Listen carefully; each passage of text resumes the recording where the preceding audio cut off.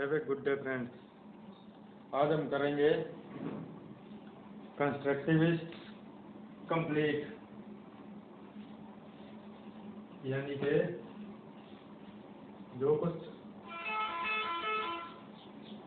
रह गया था उन थ्योरीज में वो सब, और उसके साथ हम करेंगे जरूरी टर्म्स जो दी गई हैं कंस्ट्रक्टिविस्ट द्वारा, वो सभी। तो स्टेज ऑफ डेवलपमेंट में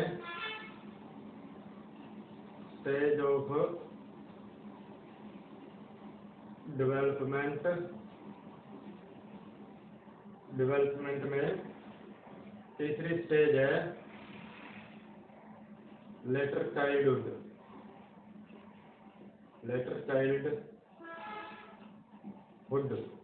उत्तर बाल्यावस्था, 6 से 12 साल। इस टाइम पीरियड को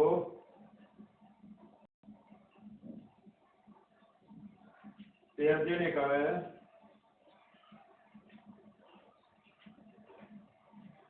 concrete operational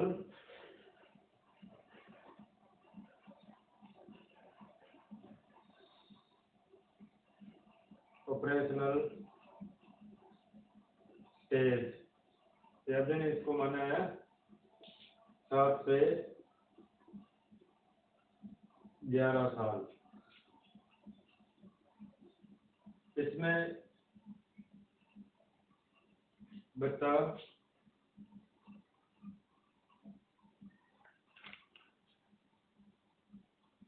child starts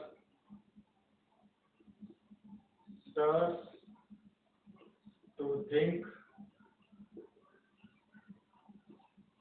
but अभी तक वो कॉन्क्रीट थिंकिंग ही करता है, एब्स्ट्रैक्ट थिंकिंग स्टार्ट नहीं होती है।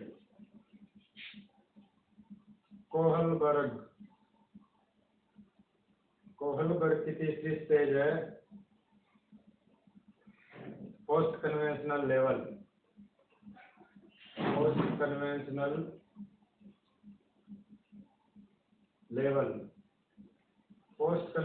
लेवल का पहला स्टेज, या उसका जैसे हम माने 5वां स्टेज, वो है सोशल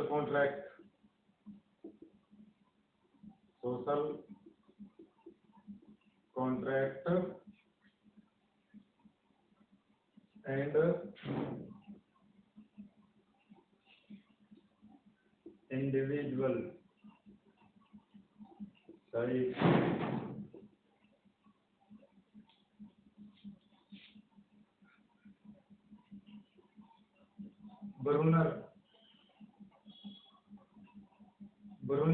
ब्रूनर ने 8 से ऊपर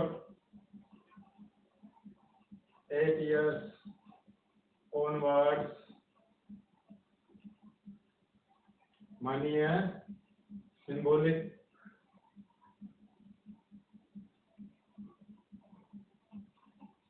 स्टेज, यानी कि बच्चा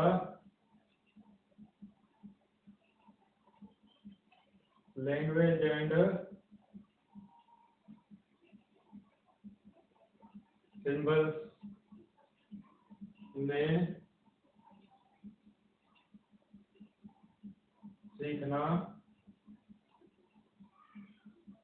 शुरू कर देता है।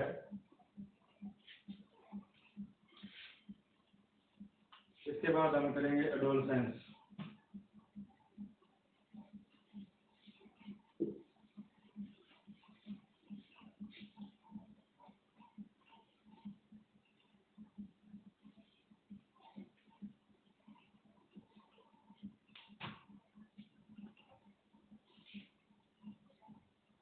डेवलपमेंट एडोलसेंस पीरियड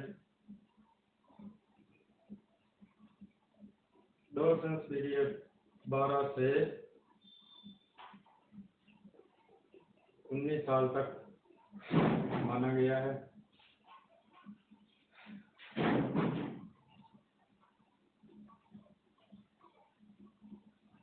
प्याजे के इसमें नेक्स्ट स्टेज में प्याजे कहता है कि एब्स्ट्रैक्ट थिंकिंग, लॉजिकल और प्रॉब्लम सॉल्विंग,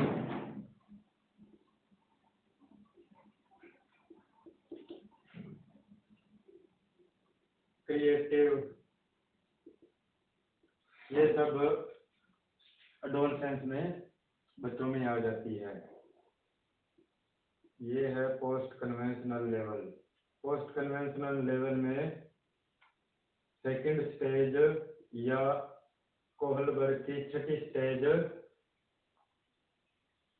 है यूनिवर्सल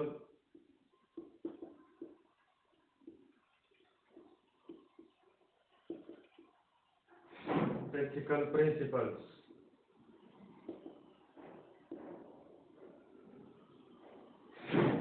यानी कि एडोलसेंस में बच्चे अच्छा बुरा पहचानने लगते हैं और एथिक्स के हिसाब से सभी काम करते हैं, एथिक्स के हिसाब से सोचते हैं सभी बच्चे। एडोलसेंस में कोई भी आपको मिलेगा एडोलसेंस में किशोर अवस्था में, वो खुद को बुरा सुनकर उसे अच्छा नहीं लगेगा।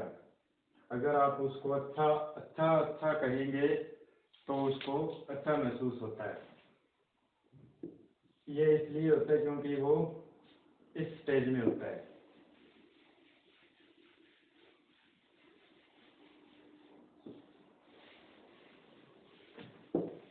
अब हम करेंगे इम्पोर्टेंट टर्म्स।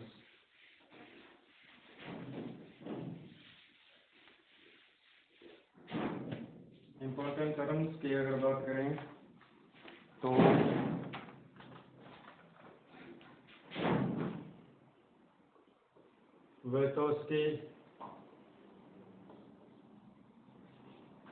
वेतोस्की ने दी है MKO, ZPD और स्कैफोल्डिंग।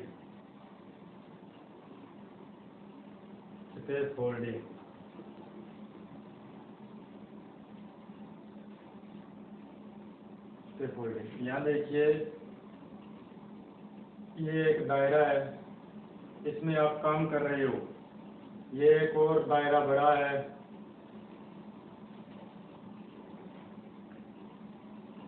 अब ये जो एरिया है ये है ZPD। ये आपका एक्चुअल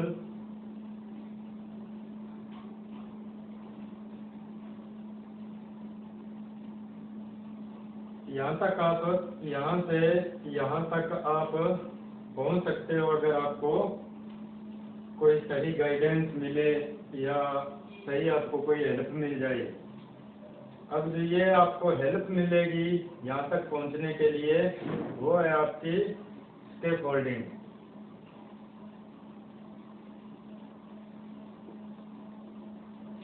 और जो इंसान आपको ये हेल्प दे रहा है, जो इंसान आपको ये हेल्प दे रहा है वो है MKO।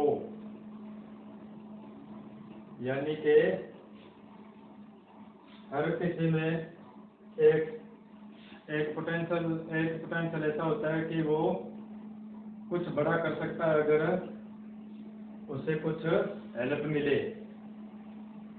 तो वो जो हेल्प होती है वो स्कैफोल्डिंग है, वो हेल्प देने वाला MKO है, और जो हेल्प से आप अचीव कर सकते हो वो ZPD है। होप आपको समझ आया होगा।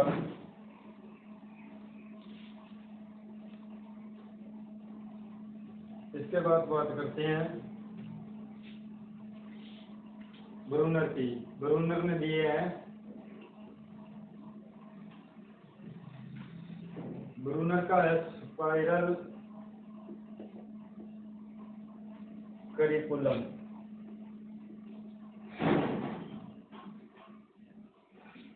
ये spiral curriculum simple to complex,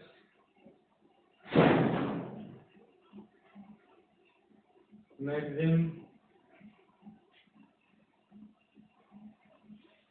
is based on.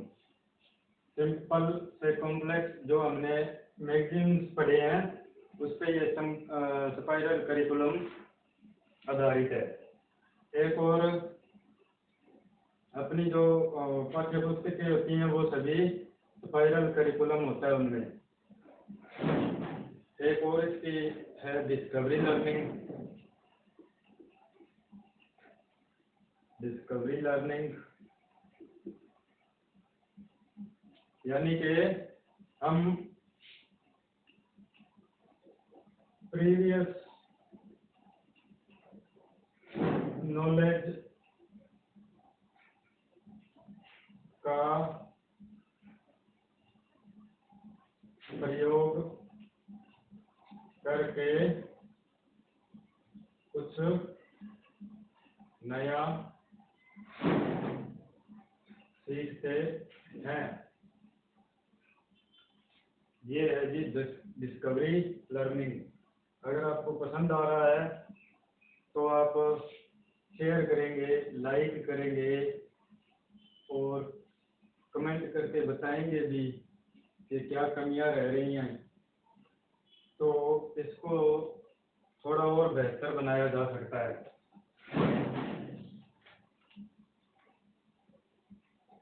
प्यादे प्यादे के कंसेप्ट हैं schema. Schema is a mind में। स्केमा उसको कहते हैं कि आपने किसी का नाम सुना और एकदम से आपके दिमाग में उसका चित्र आ गया। जैसे कि आपने मूवी, किसी आमिर खान की मूवी के बारे में सोचा तो 3 इडियट्स वगैरह आ गई। किसी ने आपने अपने दोस्त का नाम सोचा तो वो आपको आपके दिमाग में उसका चित्र होता है। That is schema. Assimilation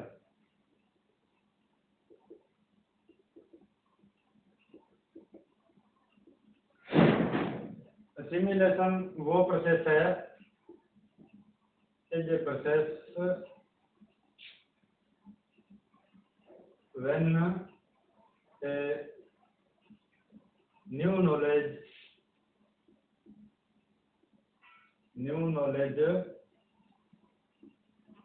enters in your existing schema। वो जो आपके दिमाग में पहले से चित्र चल रहा माइंड मैप है, उसके अंदर कोई नई इंफॉर्मेशन जुड़ जाती है, वो असिमिलेशन है। जैसे कि आपको पता चले कि फलाना दोस्त है वो बीमार है या फलाने दोस्त की नौकरी जॉब लग गई है, तो वो माइंड मैप में आपका दोस्त पहले से आपके दिमाग में था, उसकी जॉब लग गई है, नॉलेज एंटर हो गई, वो असिमिलेशन है।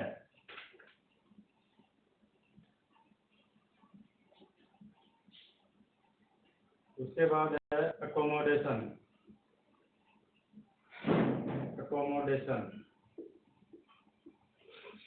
अकोमोडेशन का मतलब है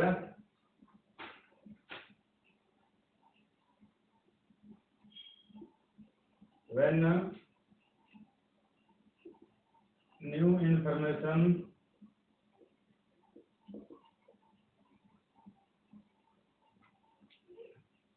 cause you to modify your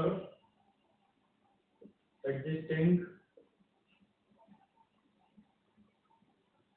schema। जब आपको आपका जो एग्जिस्टिंग स्कीमा है उसको मॉडिफाई करने की ज़रूरत पड़े, नई इंफॉर्मेशन को संभालने के लिए, तो वो अकोमोडेशन होती है। जैसे कि आपका एक दोस्त है, बहुत अच्छा गहरा परम मित्र है, पर किसी ने आके आपको बोला कि वो बहुत घटिया इंसान है, तो फिर आपकी जो सोचने का तरीका है उसमें आप अपने परम मित्र को घटिया इंसान नहीं सोच सकते। अब वो जो इंफॉर्मेशन आपको दी है किसी ने, उसके बारे में आप जब सोचोगे तो आपको सोचने का तरीका बदलना पड़ेगा, नहीं तो आप जिस तरीके से सोचोगे वो सोचने के तरीके में वो घटिया इंसान है, आपके लिए तो कम से कम कभी नहीं होगा। अगर आप भी उसको घटिया इंसान समझने लगोगे तो आपने अकोमोडेट कर लिया है। आपने उसको घटिया इंसान नहीं समझा है तो अकोमोडेशन नहीं हुई है। Equilibration,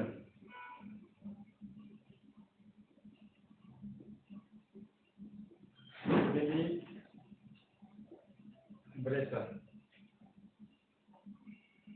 it is a balance,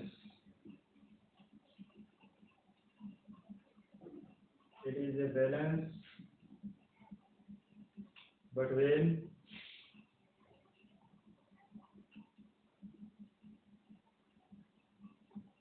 assimilation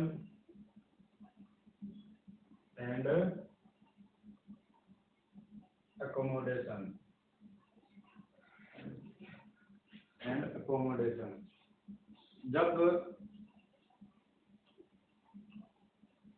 जब कोई नई इंफॉर्मेशन आपके दिमाग में आती है तो एक बार के लिए हमारे दिमाग में दुविधा उत्पन्न होती है। जब वो दुविधा को हम सही तरीके से समझ के दुविधा खत्म हो जाने के प्रोसेस को इक्विलिब्रेशन कहते हैं। यानी कि वो इंफॉर्मेशन हमारे दिमाग में सही से फिट हो गई है और अब हमें हमारे सोचने का तरीका चेंज हुआ है। That is equilibration.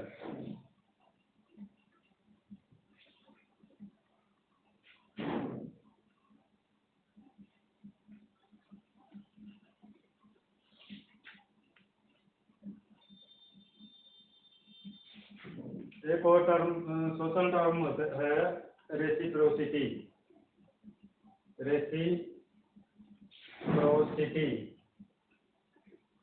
रेसिप्रोसिटी को बहुत से लोग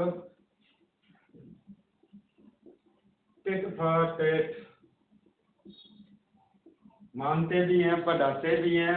आपने कई बार पढ़ा भी होगा, या रेसिप्रोसिटी वर्ड जब आपके दिमाग में आता है तो आप सोचते होंगे अदले का बदला।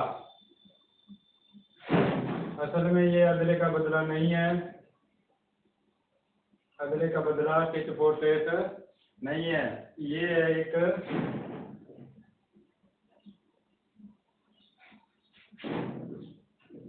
ensuring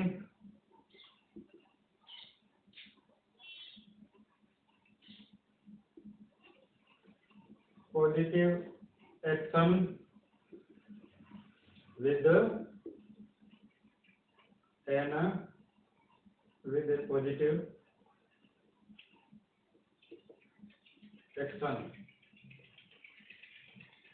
यानी कि ये रेसिप्रोसिटी है, give respect and take respect। This is reciprocity, not this, not this। अब आपको एक नई चीज जो आपसे हम ऐड करेंगे हर वीडियो में, वो है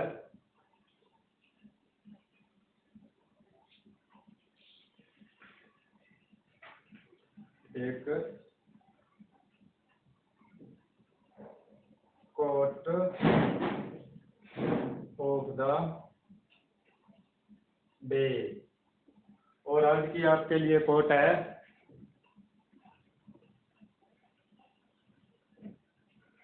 एवरीवन हैज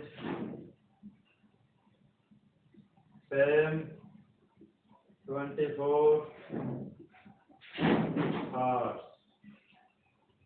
मीन्स के हर किसी के पास एक एक जैसे 24 घंटे हैं। ये आप पे डिपेंड करता है कि आप इसको कैसे यूज कर रहे हो, आप अपने 24 घंटों को कैसे यूज कर रहे हो। ये आपकी आने वाली लाइफ को टोटली टोटली इफेक्ट करने वाले हैं। Thank you. शेयर करते रहिए ताकि हौसला बढ़ता रहे, और आपको बहुत शानदार यहाँ पे स्टडी होने वाली है। अभी तो स्टार्ट हुआ है, स्टार्टिंग में थोड़ी प्रॉब्लम होती है, आप सभी को पता है कि beginning is the most difficult task. Thanks.